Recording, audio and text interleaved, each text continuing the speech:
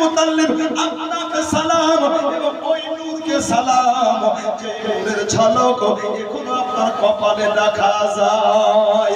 হযরত আব্দুল মুতাল্লিব এবারে আপনার গ্রামে আসলেন, লোকজনকে বলতে আছেন যাও গো তোমরা চলে যাও, আর তোমরা গ্রাম ছেড়ে দিয়ে তোমরা পাহাড়ের উপরে চলে যাও।